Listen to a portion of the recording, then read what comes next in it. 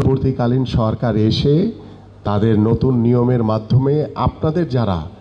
বৃত্তি দিয়েছে বিগত সময়, কিন্তু বর্তমানে আপনাদেরকে বৃত্তি প্রদান থেকে মানে আমাদের যারা শিক্ষার্থী রয়েছে তারা যাতে বৃত্তি দিতে না পারে সে বিষয়ে একটু বৈষম্য তৈরি করেছে। এবং আমি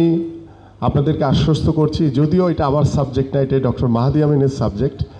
তারপরেও আমি তার সাথে কথা বলেছি যে ইনশাল্লাহ আগামী নির্বাচনে বাংলাদেশ জাতীয়তাবাদী দল বিএনপি নির্বাচিত হলে, সরকার গঠন করলে ইনশাল্লাহ আপনারা আপনাদের প্রত্যেকটি স্কুল থেকে আপনাদের সকল ছাত্রছাত্রীরা আবারও বৃত্তি প্রদান করতে পারবেন এবং প্রত্যেকটি বৃত্তি পরীক্ষায় তারা অংশগ্রহণ করতে পারবে। এটা আমাদের তরফ থেকে আপনাদেরকে আজকে আমরা মোটামুটি এনশিওর করে দিচ্ছি।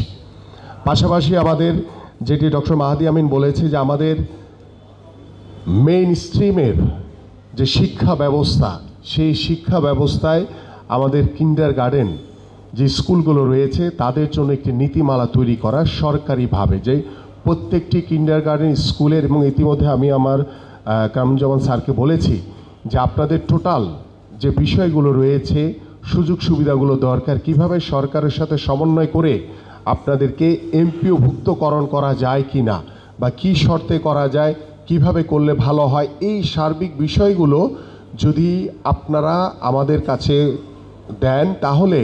আমি ডক্টর মাহাদি আমিনের সাথে কথা বলেছি যে আমাদের যে আগামীর বাংলাদেশ গড়ার জন্য, আমাদের যে শিক্ষা ব্যবস্থাকে সামনের দিকে এগিয়ে নিয়ে যাওয়ার জন্য আমাদের যে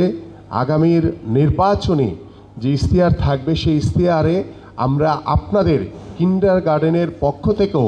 একটি নীতিমালার একটি গাইডলাইন আমরা আমাদের আগামী শিক্ষা ব্যবস্থায় আমরা সেই ম্যানিফেস্টোতে আমরা এটি প্রদান করতে চাই, যাতে সারা বাংলাদেশে প্রায় যে ৫৫,০০০ যে আপনাদের কিন্ডারগার্টেন স্কুল রয়েছে, সেই স্কুলগুলোর সকলেই যাতে সেই সুযোগ সুবিধাগুলো যাতে সরকারের পক্ষ থেকে এবং সরকারের সহযোগিতার মাধ্যমে আমরা যাতে প্রত্যেকটি পরিবারের কাছে, প্রত্যেকটি শিক্ষক শিক্ষিকার কাছে, প্রত্যেকটি ছাত্রছাত্রীদের কাছে, প্রত্যেকটি অভিভাবকের কাছে যাতে এই